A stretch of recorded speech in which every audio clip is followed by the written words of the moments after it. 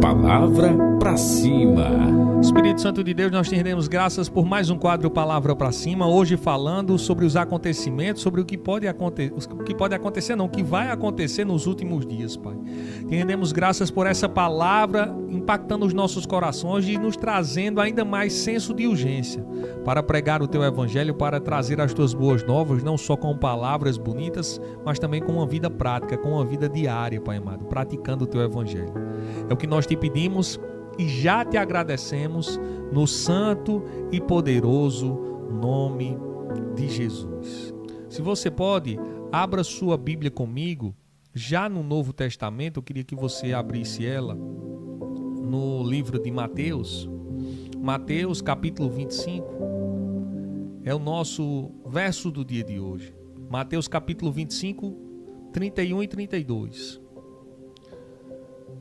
Deixa eu deixar aqui já tudo organizadinho. Mateus 25, verso 31 e 32. Aqui são mensagens. São mensagens não. É uma mensagem, nesse capítulo em especial, do próprio Jesus falando. Ah, Pablo, e tem mensagem na Bíblia que não é Jesus falando, não? É ele falando, mas às vezes é através de um profeta, às vezes é através do apóstolo Paulo, às vezes é através de tantos e tantos outros, mas aqui é o próprio Jesus falando. De forma direta, de forma clara. Eu trouxe na versão NVI e sempre gosto aqui, sempre falo da nossa versão fácil de ler. São versões que trazem um contexto às vezes mais esclarecido da coisa. É a mesma coisa, mas muitas vezes com palavras que deixam ainda mais fácil da gente entender. E diz assim, ó, o 31. O título do textinho aqui tá assim, ó, as ovelhas e os bodes. Quando o Filho do Homem vier na sua glória, está falando de Jesus, o próprio Jesus falando dele, com todos os anjos, ele se assentará no seu glorioso trono. Todas as nações serão reunidas diante dele, e ele separará umas das outras como o pastor separa ovelhas dos bodes. Ele colocará as ovelhas à sua direita, e os bodes à sua esquerda. Então o rei dirá, versículo 34, então o rei dirá aos que estiverem à sua direita: venham benditos do meu Pai, recebam como herança o reino que foi preparado para vocês desde a criação do mundo. Pois eu tive fome e vocês me deram de comer, tive sede e vocês me deram de beber, fui estrangeiro e vocês me acolheram, necessitado de roupas e vocês me vestiram, estive enfermo e vocês cuidaram de mim, estive preso e vocês me visitaram. Então os justos lhe responderão: Senhor, quando te vimos com fome e te demos de comer, ou com sede e te demos de beber? Quando vimos como estrangeiro e te acolhemos, ou necessitado de roupas e te vestimos? Aqui é os discípulos perguntando a Jesus: gente, Jesus, quando foi que a gente te viu estrangeiro, com fome, necessitado? Quando foi que a gente te viu dessa forma? Quando foi que a gente te viu enfermo ou precisando de visita? O rei responderá: em verdade lhes digo que tudo que vocês fizerem a algum desses meus pequeninos irmãos, a mim o fizeram.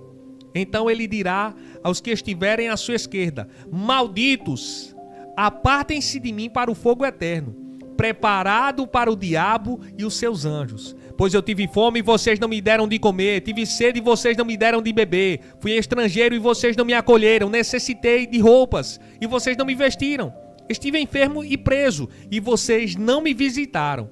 Eles também responderão: Senhor, quando te vimos com fome, com sede, estrangeiro, necessitado de roupa, enfermo, preso e não te servimos? Ele responderá: em verdade lhes digo que tudo que vocês não fizeram a algum desses pequeninos, também não fizeram a mim. Então estes irão para o castigo eterno, mas os justos vão para a vida eterna. Eita, mensagem poderosa! Perceba que Jesus está falando aqui, claramente, do juízo final. Ele está falando aqui de um cenário de justiça, ele está falando aqui de um tribunal. E essa parábola ela deixa claro que muito mais do que pregações, que palavras bonitas que Paulo pode trazer aqui, o que vai ser julgado lá no juízo final não vai ser o tanto de Bíblia que eu li, mas o tanto de Bíblia que eu pratiquei. Não vai ser julgado o tanto de pregações bonitas e eloquentes que Paulo trouxe, Mas o quanto de pregações bonitas e eloquentes que Pablo praticou no dia a dia. Quantas e quantas vezes a gente não vê vídeos e tal, de pessoas denunciando pregadores e pessoas famosas, que têm uma eloquência, que tem uma manha no falar, uma voz cativante, aveludada, que fala com destreza, que fala de forma nobre e apacentadora, mas que quando a gente conhece as suas obras, elas falam de uma pessoa que está totalmente distante daquela pessoa como ela se vende. Quantas vezes a gente não vê situações como essa? Um pastor muitas vezes famoso, um pregador, um padre muitas vezes que a gente conhece e que muitas vezes quando as obras elas começam a ser evidencializadas, são obras que são totalmente, radicalmente contras aos princípios bíblicos. E aí perceba a causa social de Cristo aqui. Ele diz, olhe, cadê? Versículo 34. Então o rei dirá aos que estiverem à sua direita, venham benditos do meu Pai, recebam como herança o reino que foi preparado desde a criação do mundo. Pois eu tive fome e vocês me deram de comer, tive sede e vocês me deram de beber, fui estrangeiro e vocês me acolheram, abrigo. Falou de comida, falou de água, né? De coisa para beber, aqui é café, é um refrigerantezinho. Tá falando de abrigo, fui estrangeiro e vocês me acolheram. Necessitei de roupas, vestimentas, e vocês me vestiram. Eu estive enfermo, doente, ele tá falando de doente e tá falando de remédio, e vocês cuidaram de mim. Estive preso, em condições subhumanas, e a gente foi lá, e vocês me visitaram. Olha as 6 características aqui. 6 características. O camarada estava com fome, sede, meio mundo de coisa. E aí o pessoal, mas como assim, rei? Como assim, Jesus? Como é que a gente te visitou, te acolheu? Como é que a gente te abrigou? Ei, quando vocês fazem isso a um dos meus pequeninos, a mim estão fazendo. Não está trazendo aqui, quando você se vestir de forma eloquente. Isso tudo é válido. E eu não estou descartando nada disso. Mas falar de forma bonita, se vestir bem, isso é algo que acontece não apenas no cristianismo, mas em várias outras religiões. E nada disso vai fazer a gente diferente de mais ninguém. Mas o amor, que excede todo e qualquer entendimento, praticado na minha vida e na sua vida, para acolher vidas que estão muitas vezes aí precisando de um abraço, precisando de um carinho, de uma atenção. E eu e você muitas vezes estamos presos a um dogma religioso. Ai não, aquilo ali não, tô fora. Ai não, sou crente, mas se pisar no meu calo, se pisar no teu calo, tu vai fazer o quê? Tu vai só garantir tua passagem, direto. E eu peço a você que leve a carne, porque lá onde você vai com essa sua passagem tem muito fogo. Não, Pablo, mas é porque a gente é crente, mas não é besta não. Exatamente. Você é crente, não é besta. Você é uma pessoa que anda em amor, que anda em retidão, em justiça. E eu não estou me colocando aqui por estar pregando para te dizer que sou o suprassumo da verdade. Mas a palavra que eu estou trazendo, essa sim, é a suprassumo da verdade. Ele é a top da top da top da top com relação à verdade. E praticada no dia a dia traz frutos. Traz reconhecimento para o Deus que habita dentro de mim, dentro de você. É um reconhecimento muitas vezes que as pessoas elas não vão falar, não vão chegar para mim, para vocês vão dizer, rapaz, tu é um crente tão poderoso, né? Tão cheio de Deus, eu te admiro tanto. Elas não vão a maioria das vezes elas não vão chegar para dizer isso. Mas quando o negócio acochar, quando o negócio apertar, sabe o que é a primeira coisa que acontece? Fulano, ora por mim. Tem como tu botar meu nome lá no caderno da oração da tua igreja? Fulano, qual é o dia de culto lá da tua igreja? Porque o negócio está acochando. Ei, deixa eu te dizer algo. Deus, ele não quer saber o quanto de Bíblia você tem. Ele quer saber o quanto de Bíblia você está praticando no dia a dia. Com os teus irmãos, no meio do teu trabalho, no meio da tua parentela. Pouco interessa saber toda a teologia. Ai, porque eu acredito na teologia que o camarada é predestinado. Não, eu não acredito dessa forma. Ah, vai ter o milênio ou não vai ter o milênio? O milênio vai ter cabra ou só vai ter ovelha? Na volta de Jesus, ele vai voltar num cavalo branco ou num cavalo caramelo? Aí porque dizem que o cavalo vai ter uma... Tudo isso é válido para se estudar, para se entender. Mas no dia a dia praticado, a gente tem que ter ações concretas. A gente tem que ter ações que digam que Jesus é na nossa vida. De forma simples, de forma coesa. Porque na maioria das vezes a gente não vai ter nem como explicar. Muitas vezes como Jesus vem, a gente só vai ter que dizer, olha, isso aqui é uma ação que Jesus me guiou. E ele vem te buscar. No dia da tua morte você vai ter 2 caminhos. E eu quero que você vá junto comigo para o céu. Não desperdice essa oportunidade, não. Do que tá, ai, vem um grande cavaleiro com uma carruagem e isso e aquilo. Ei, de forma prática. Viva o Evangelho e depois pregue o Evangelho. Às vezes com coisas tão simples, com coisas tão pequenas, mas que vão evidencializar, o amor de Cristo. Às vezes com atitudes, às vezes com saídas para você não participar e não ouvir determinadas coisas. Às vezes de forma tão simples, mas que vão mostrar Jesus de forma poderosa atuando na minha e na sua vida. Fecha os teus olhos para a gente finalizar o nosso programa. Pai amado e Pai querido, que palavra poderosa. Que mensagem edificante a gente traz nessa manhã. Mas somente por conta do teu amor e por conta do teu carinho para as nossas vidas, Pai. Eu só tenho a te agradecer. Só tenho a te agradecer, Espírito Santo de Deus, por cada pregação, por cada momento em que estamos aqui, reunidos com os nossos ouvintes, falando, trazendo ministrações, trazendo essa unção, que traz um peso de glória maior nesse ambiente.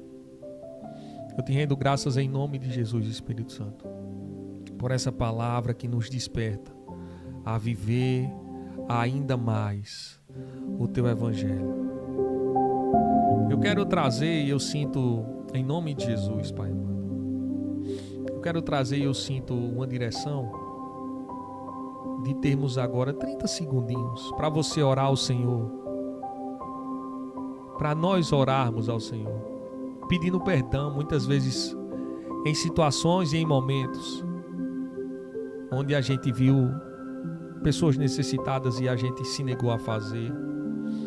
Não, já eu faço, já eu vou ajudar. Onde a gente poderia ser muitas vezes no nosso ambiente de casa, no nosso lar, no nosso trabalho, com a nossa família, a gente poderia ser ali boca de Deus, e a gente acabou se tornando boca de confusão e fazendo vergonha ao nome do Senhor. Vamos tirar 30 minutinhos agora para a gente se arrepender, orar a Papai do Céu pedindo misericórdia. É o que nós te pedimos nesse momento, Pai. Misericórdia sobre os momentos onde a gente tinha sido escalado ali na seleção dos céus para fazer um gol de bênçãos, Espírito Santo, de ajuda ao nosso próximo. E muitas vezes a gente se negou, a gente deixou para outro momento. Em nome de Jesus, Espírito Santo de Deus, nos ajuda, nos dá misericórdia, nos dá poder financeiro ainda maior, Pai amado, para que a gente venha ajudar mais pessoas. Nós te pedimos perdão em nome de Jesus, por muitas vezes também que a gente não pôde ser um abraço fraterno, ser um abraço de Cristo, Pai amado, em pessoas que só estavam precisando de um consolo. Nós te pedimos perdão em nome de Jesus. Pessoas que muitas vezes estavam doentes e estavam precisando até de uma oração. E a gente se negou a fazer uma oração, Pai amado. Ou muitas vezes ficou com... Não, eu acho que esse não é o ambiente. Nós te pedimos perdão, Pai amado, por toda e qualquer omissão que a gente venha ter cometido até aqui. Nos revigora, nos enche de coragem a cada manhã, Pai amado, para externalizar, para pregar de forma ainda mais veemente com as nossas atitudes o Teu Evangelho. É o que nós te pedimos e já te agradecemos. No santo e poderoso nome de Jesus. Você crê nisso? Você crê nessa oração? Eu creio muito no poder dessa oração. Oh, aleluia! Eita, meu Deus!